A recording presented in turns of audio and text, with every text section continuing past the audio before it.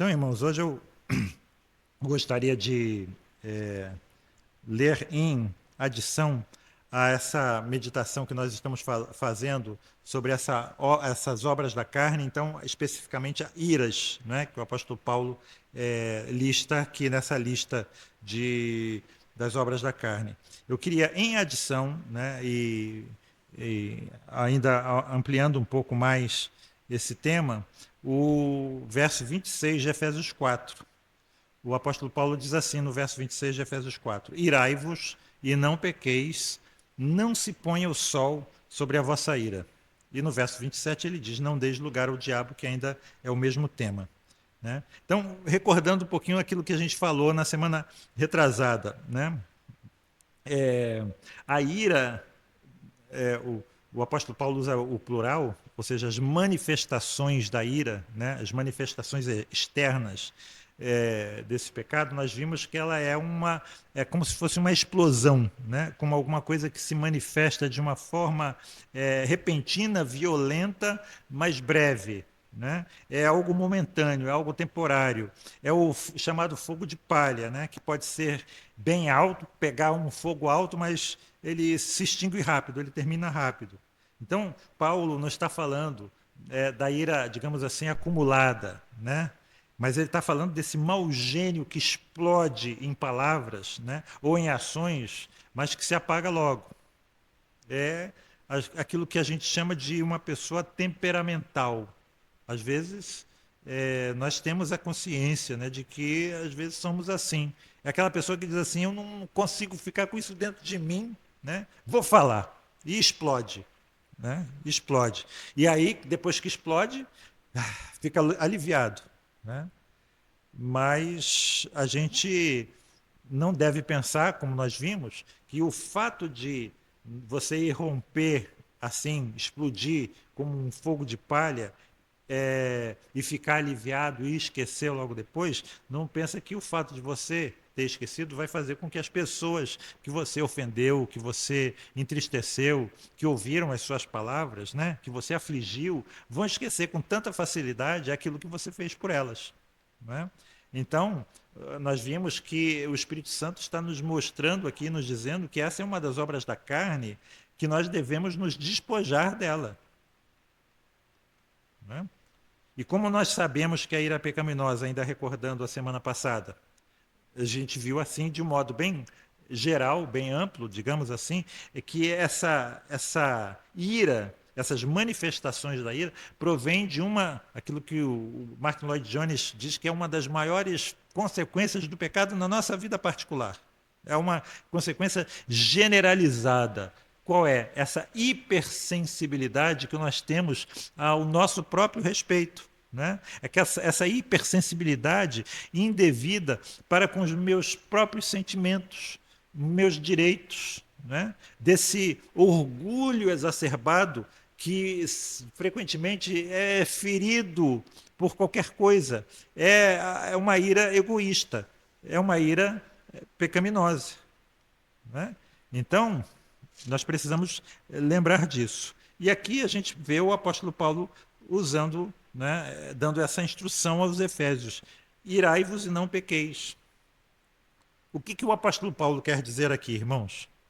Vejam, ele está querendo dizer o seguinte: se você se irar, reprima a sua ira. É isso que o apóstolo Paulo está querendo dizer? Não. Né? É isso que muita gente faz. E qual é o resultado disso? De você ir lá, botando a ira lá para baixo, reprimindo, sufocando a ira. Qual é o resultado? É só você abrir o jornal. É o marido que joga até a gasolina na esposa e toca fogo, risca o fósforo. Né? É um homem que sai dando tiro nos colegas de trabalho, no chefe, no patrão e nos colegas. Né? É o filho que mata o pai que mata o filho. Todas essas coisas. Então, repressão não é a forma bíblica cristã de lidar com esse pecado, com o pecado da ira. Mas reparem que existe uma coisa, né, surpreendente aqui. O apóstolo Paulo está nos ordenando alguma coisa. Ele não diz, se você se irar, não peque. Ele diz, irem-se. É um imperativo. Ele não está aqui, digamos assim, fazendo uma concessão à nossa fraqueza quando ele diz, bom, irem-se. Não é isso que ele está dizendo aqui. Ele está dizendo, na verdade, que há um dever do cristão irar-se. Porque nós já vimos que uma das pessoas mais iradas na Bíblia, quem é? É o próprio Deus. Mas ele nunca pecou. Né? Então, irem-se como Deus que se ira e não peca. Né? Então, nós precisamos ter alguma coisa muito clara com relação a esse assunto aqui, que a ira não é necessariamente pecaminosa. Existe um tipo certo de ira, existe um tipo santo de ira. Qual é? É a capacidade que nós devemos ter de nos irar contra tudo aquilo que é mal, contra tudo aquilo que é perverso, contra tudo aquilo que é pecaminoso nesse mundo. Existe uma narrativa muito intensa em Apocalipse, no capítulo 6, que talvez a gente possa dizer que o clímax é o pavor dos ímpios diante da ira do Cordeiro. Não é? E o apóstolo Paulo está dizendo exatamente isso, que nós devemos nos irar sempre diante da maldade desse mundo, diante do pecado desse mundo. O Salmo 97:10, eu acho que é muito rico, quando ele diz a mesma coisa, vós que amais ao Senhor, odiai o mal. Então nós precisamos entender que essas duas coisas estão juntas. Se você ama o Senhor, necessariamente você vai ter ódio ao mal. Você vai odiar o mal. E se você ver aqui o contexto de Efésios 4, né, ele, nos versos 18 e 19, ele nos mostra aqui como nós vivíamos quando nós estávamos sem Cristo. E no verso 19 ele tem uma expressão aqui muito interessante. Ele diz assim, havendo perdido todo sentimento. Efésios 4:19. Havendo perdido todo sentimento. O que significa isso, irmãos? Significa que a consciência dessas pessoas está tão calejada, está tão endurecida pela prática do mal, que ela já não tem nenhuma sensibilidade ao que talvez ela tinha no início. Algumas pontadas na consciência, algumas inquietudes interiores já não existem. A pessoa faz o mal, pratica o mal, prejudica as pessoas, violenta as pessoas, comete todo tipo de perversão, mas ela segue tranquila. Ela não tem problema de insônia, ela não tem problema de dormir, a consciência dela já não acusa de nada. Mas isso não é uma coisa boa. Reparem, é uma consciência cauterizada que já não se sensibiliza com nenhum tipo de mal que essa pessoa venha fazer a outrem. E esse é, na realidade, um dos aspectos mais terríveis da nossa velha vida. Né? Aquelas pessoas que realmente vivem no pecado não se dão conta daquilo que estão fazendo. Já perderam a bússola. A bússola estragou. A consciência delas está totalmente estragada, inoperante, não veem, não reagem, não tem nenhum sentimento de indignação. É isso que o apóstolo Paulo está querendo dizer aí no verso 19. Fazem as coisas mais terríveis, né, e permanecem tranquilos. Mas nós temos que ter essa sensibilidade. Nós temos que nos irar. E aqui há um ponto que eu acho que é essencial. Contra quem, primeiramente, que nós devemos nos irar?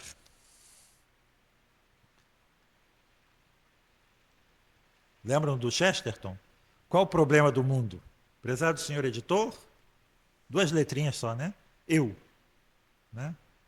Então, primeiro de tudo, acima de tudo, a nossa ira e o nosso julgamento devem ser dirigidos contra o mal e contra o pecado que estão em mim e não nos outros.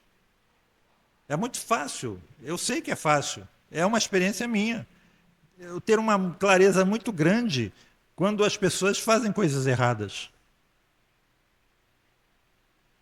Né? Nós temos uma visão muito acurada com relação a isso. Principalmente quando elas fazem coisas erradas contra mim. Aí é mais fácil ainda. Né? Mas frequentemente nós somos cegos com relação a nós mesmos. E é esse espanto, esse espanto abissal, digamos assim, de nós percebermos que aquilo que nós mais odiamos no outro é aquilo que nós fazemos. Está em nós também. Então, irmãos, coloquei aqui com as letras bem destacadas, não reagir com indignação e ira contra o próprio pecado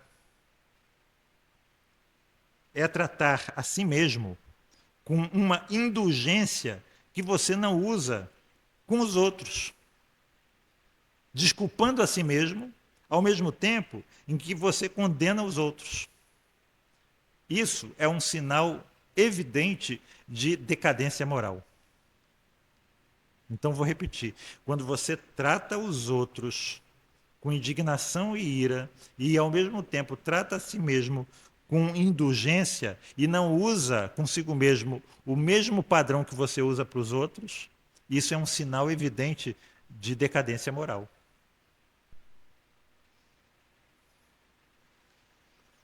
E é muito fácil você ver cristãos assim. Não é? Vem problemas na igreja, vem problemas nos membros da igreja, vem problemas nesse tal programa e nesse outro tal programa, não é assim que deve ser feito, o culto não é assim que deve ser feito, etc. e tal. Vê problema em tudo, só não vê problema em si mesmo.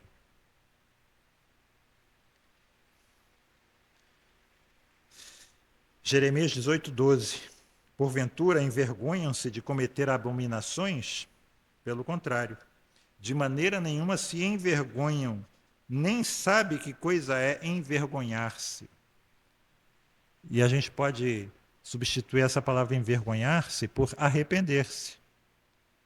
Eles se arrependem de viver dessa forma? Eles não sabem o que é se arrepender.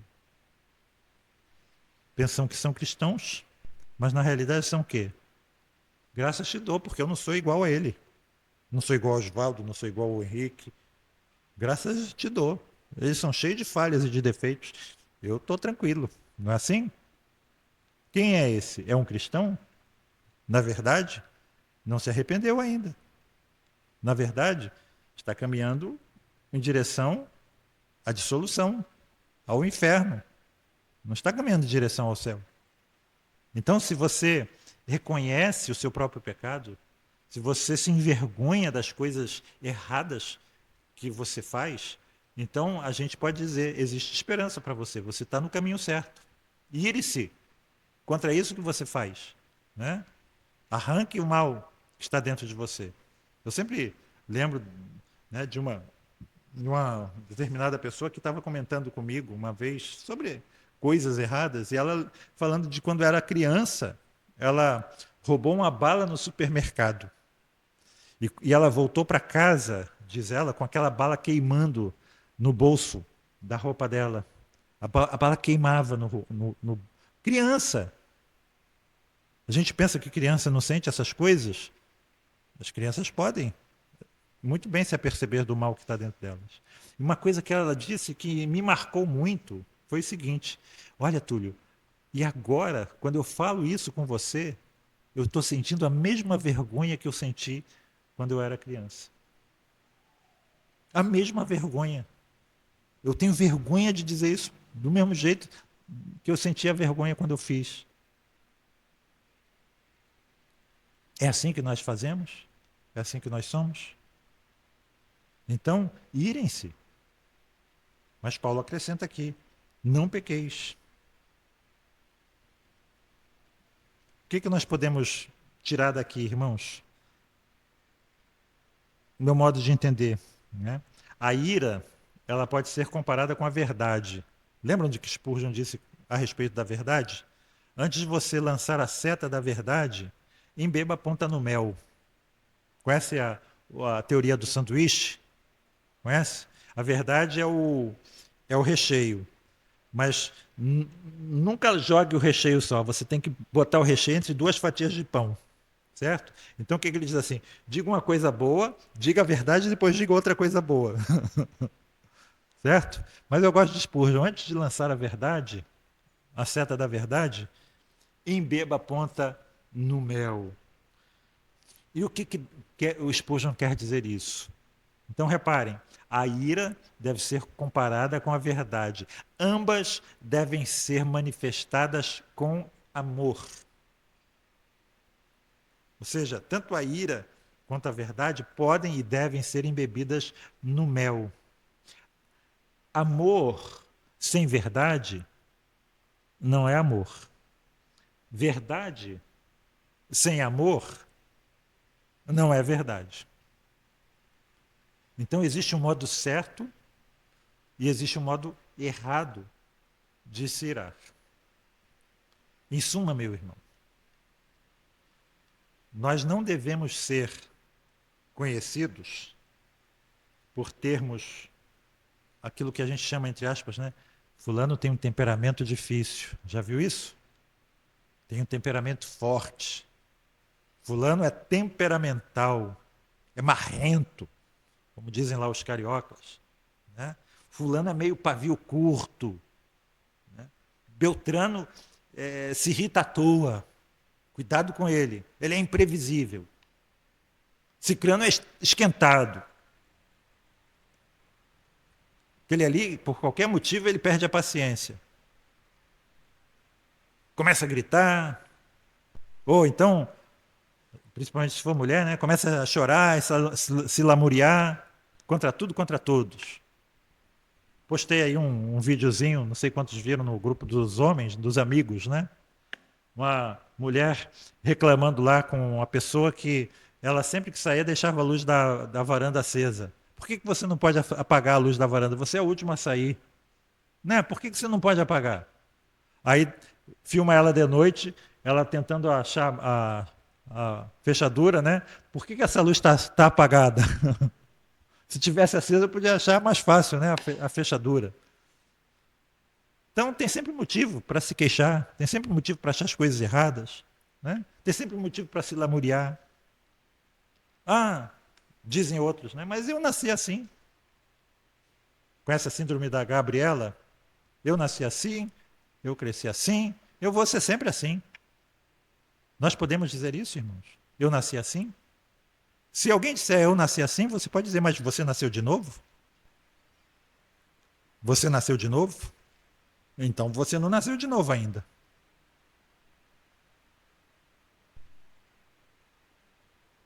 Então, uma das coisas que o apóstolo Paulo nos diz a respeito do amor é que ele não se irrita facilmente, não é isso? Ele não se irrita facilmente. Com quem? Com o marido, com a esposa, com os filhos, com os irmãos em Cristo, com os colegas de trabalho. Essa é uma das características do amor verdadeiro. E a gente lê aquele hino do amor, hino ao amor de 1 Coríntios 13, e a gente acha bonito, mas o que Paulo estava dizendo ali dentro do contexto? Coríntios, vocês não fazem nada disso. Vocês não são assim. O amor é paciente, vocês não são. O amor não se irrita facilmente, vocês se irritam. Ele tudo crê, vocês não creem. Ele espera tudo, vocês não esperam.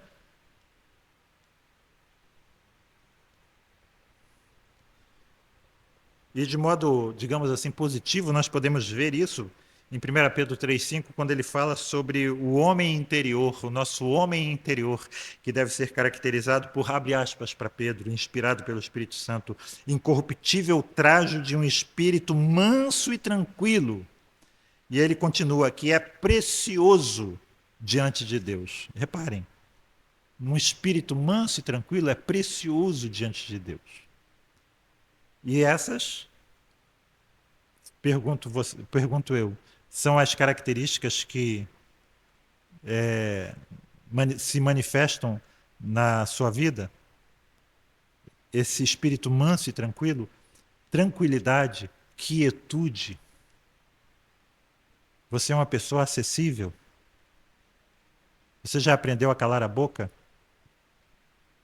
Você já aprendeu a não retrucar? Você já aprendeu a não retaliar? Você já aprendeu a dar um boi para não entrar numa briga e uma boiada para também não entrar na briga? E o apóstolo Paulo aqui continua, irmãos. Não se põe o sol sobre a vossa ira. Interessante que essa segunda aparição aqui da palavra ira pode ser traduzida também por rancor. E o que é rancor? Rancor é a ira guardada. É a ira nutrida, alimentada, digamos assim, maturada. Certo? Não se põe o sol sobre esse tipo de ira. E existe aqui um princípio muito poderoso que nós precisamos lembrar e guardar. A nossa ira, ela deve ser contra o mal e contra o pecado. Nunca, nunca nós devemos nos irar porque os nossos direitos ou os nossos desejos foram frustrados. Essa é uma ordem clara de Deus. Romanos 12. Não vos vingueis a vós mesmos, mas o quê? O quê? Dai lugar à ira de Deus. Exatamente. Reparem, deem lugar à ira. Não deem lugar à sua ira própria. Não dê vazão à sua própria ira. Deixe que Deus se ire por você. É isso que o apóstolo Paulo está dizendo. Não busque se retaliar quando seus desejos forem frustrados. Quando seus supostos direitos talvez forem violados. Então, quando você for tentado a retrucar, quando você for tentado a abrir a boca em vez de calar a boca, quando você for tentado, né, a guardar rancor, a pagar na mesma moeda, lembre-se do verso 27, não dê lugar ao diabo. E o que o apóstolo Paulo quer dizer com isso aqui? Que quando você perde o seu domínio próprio, quando você cede à sua carne, você está escancarando uma porta a ele, ao diabo. Você está dando lugar a ele, você está unindo a sua natureza diabólica, aquela parte, aqueles fiapos da sua natureza que se assemelham à natureza dele, a ele. Você está dando a mão para ele. E reparem, irmãos, por que Paulo está dizendo que nós estamos dando lugar ao diabo? Porque quando nós nos deixamos levar pela ira, quando nós nos deixamos dominar por essa obra da carne, momentaneamente nós perdemos a nossa capacidade de raciocinar. Aquilo que nos torna racionais, seres racionais, é perdido. Nós perdemos a capacidade de pensar com equilíbrio, com serenidade, com tranquilidade, com quietude. Esse espírito manso e tranquilo que é precioso diante de Deus, ele se perde, ele vira fumaça.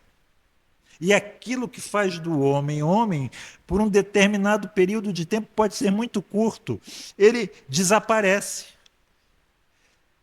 E aí nós temos uma frase para isso. Lembram? Eu me deixei dominar pela ira, aquilo que me torna homem, que me faz ser uma característica de homem, é perdido. E aí qual é a frase? Fulano virou bicho. Não é isso que a gente fala no popular? Fulano virou bicho. Mas reparem, essa é uma descrição muito precisa. Por quê?